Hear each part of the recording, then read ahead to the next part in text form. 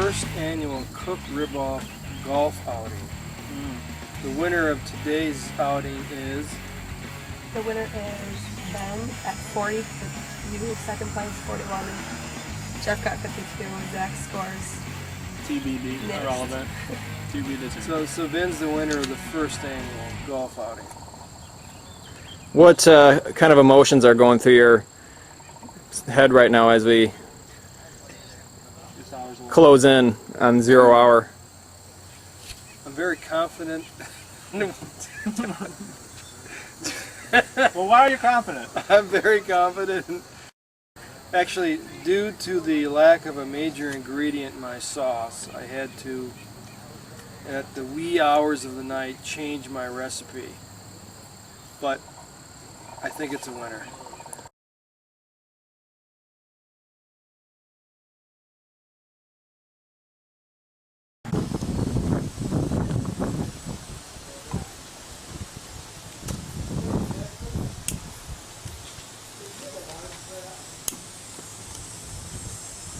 See, what I try to do is time my ribs. It takes me 3 to 3 hours and 15 minutes to cook. So I estimate this charcoal to burn down takes 15 to 20 minutes. So there's a nice gray ash on all of the charcoal. So you don't want direct heat on the ribs, you want indirect heat. And I've got a rib rack here. This is a new and improved part of the barbecuing process. Rib rack goes right in the middle here, and you put the wood chips on either side of the ribs so it smokes evenly.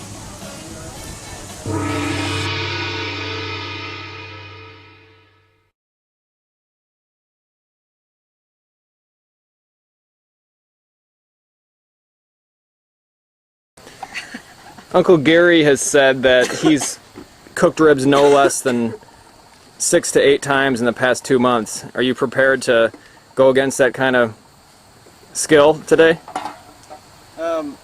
Based on his showing last year, I would, hope that he took 6 to 8 training sessions to prepare for this year.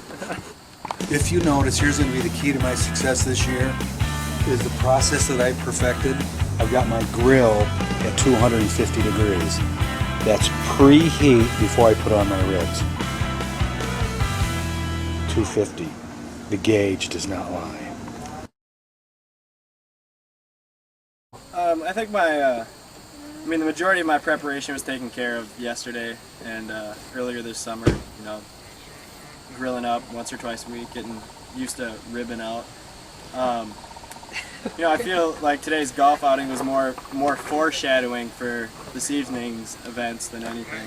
So looking at a dual picture. Yeah, we'll look at. I guess I'm gonna go with the win-win situation here. So.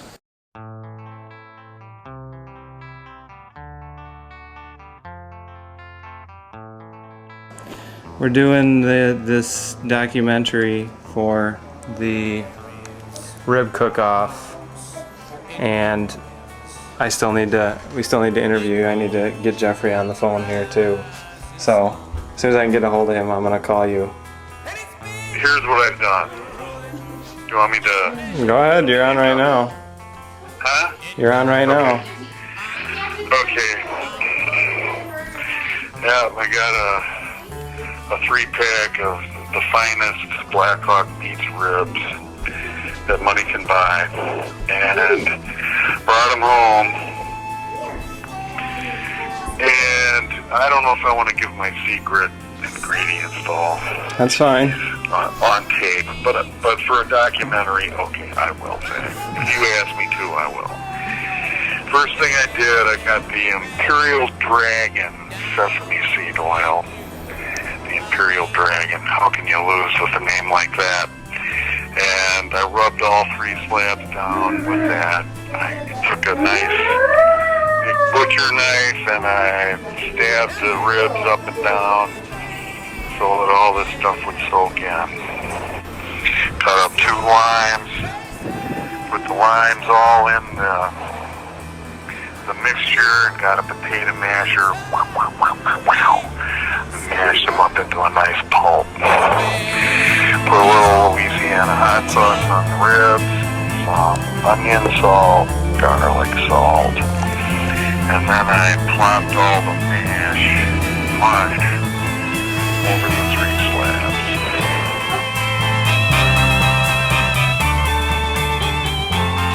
Down south at a place called Craig's has the best barbecue I have ever in my life tasted.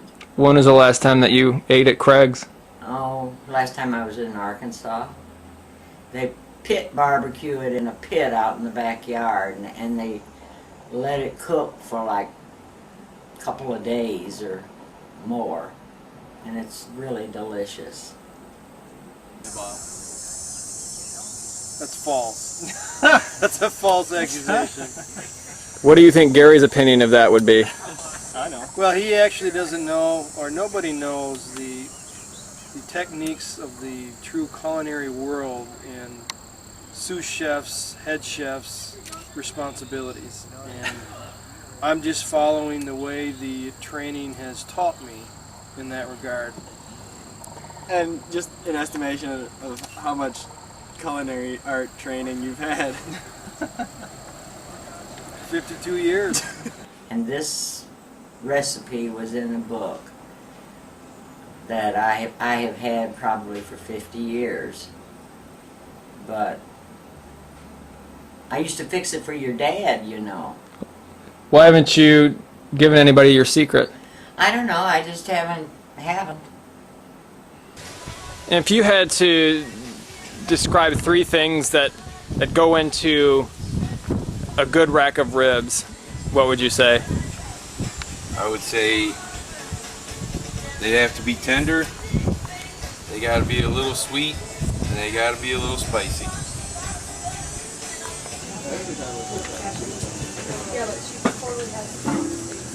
And tell me about your strategy here. The strategy this year is no dry rub, pure marinade, and then slow cook, indirect heat with a smoker box.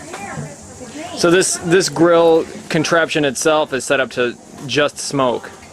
No, just indirect heat, and then I'm going to add hickory chips to allow for the smoking feature.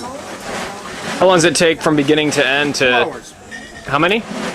2 hours. And is that because you have the special grill, or is that just how long it usually takes you? That's usually how long it takes. Time for the competition, you know, I figured I'd let it go overnight.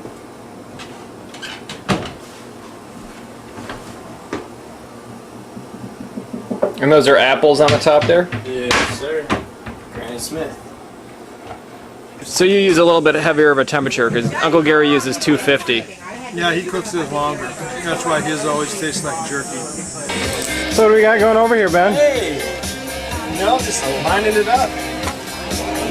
Hey, you're using the charcoal now? Yes, sir.